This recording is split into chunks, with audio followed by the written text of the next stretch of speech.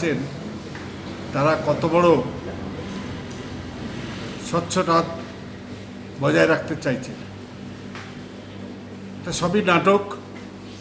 মানুষকে বিভ্রান্ত করার জন্য চুনোপুটিকে অ্যারেস্ট করে আসল লোকগুলোকে ছেড়ে দিয়ে এইসব কাজ করা হচ্ছে।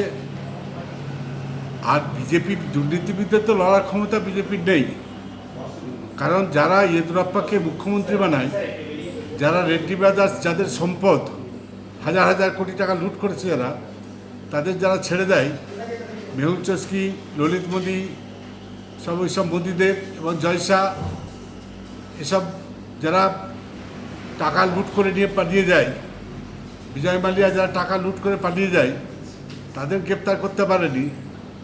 আর এখন এখানেও যারা পশ্চিমবাংলায় যারা কটআপ করে রয়েছেন, তাদের গ্রেপ্তার করতে পারছেন না। দু একটা নাটক করে মানুষকে বিভ্রান্ত করছেন যে তারা খুব বেশি স্বচ্ছতা বজায় রাখতে চায়, দুর্নীতিবিদদের লড়াই করছে এবং পশ্চিমবাংলা আগামী নির্বাচনের দিকে তাকিয়ে এ টিম বিজেপি দেখাতে যাচ্ছে।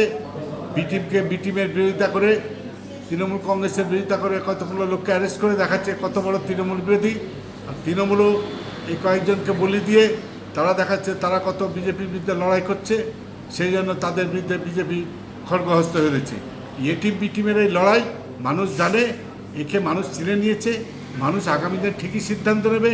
কংগ্রেস এবং বাম ঐক্য যদি করতে পারি, আমরা রাস্তায় মিছিল করব এবং মানুষের চাপে পড়েই ঐতিহাসিক তাগিদে আমাদের করতে হবে বলে, তখন এই শক্তিকে বিজেপি এবং তৃণমূলকে আমরা পরাজিত করব।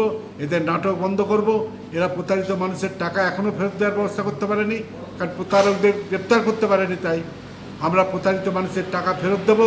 আমরা এই সরকারের পতন হবে যখন, আমরা প্রতারকদেরও গ্রেপ্তার করব, জেলে পুরব এবং এদের আমরা প্রতারিত মানুষের টাকা ফেরত দেওয়ার ব্যবস্থা করব। আমরা সেই জন্যই অপেক্ষা করছি। গণ আন্দোলন সেইভাবে কোর্টের নির্দেশটাকে অপব্যবহার করছে বিজেপি। সুপ্রিম কোর্টে আমরা চেয়েছিলাম সমস্ত অপরাধীদের গ্রেপ্তার করা হোক। আমাদের দলে একজন আসামে মন্ত্রী ছিলেন, তারও গ্রেপ্তার দাবি করেছিলাম। তো আমরা তো কাউকে ছেড়ে দিইনি। আমাদের দলে অনেকে মন্ত্রী ছিলেন, তারাও এইসব অপরাধে যুক্ত ছিলেন। সোনিয়া গান্ধী বলেছেন সমস্ত অপরাধীরা গ্রেপ্তার হোক, প্রতারিত মানুষ টাকা ফেরত পাক।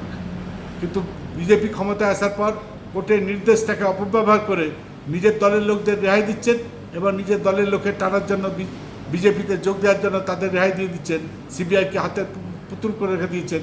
তাই অবস্থা হচ্ছে। মানুষ দেখতে পাচ্ছেন, মানুষ যথাসময়ে যথেষ্ট সিদ্ধান্ত নেবেন।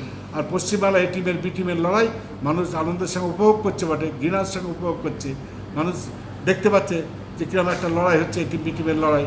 কিন্তু আসল লড়াই যে নয়, আসল লড়াই বাম এবং কংগ্রেসের সঙ্গে যৌথ লড়াই হবে।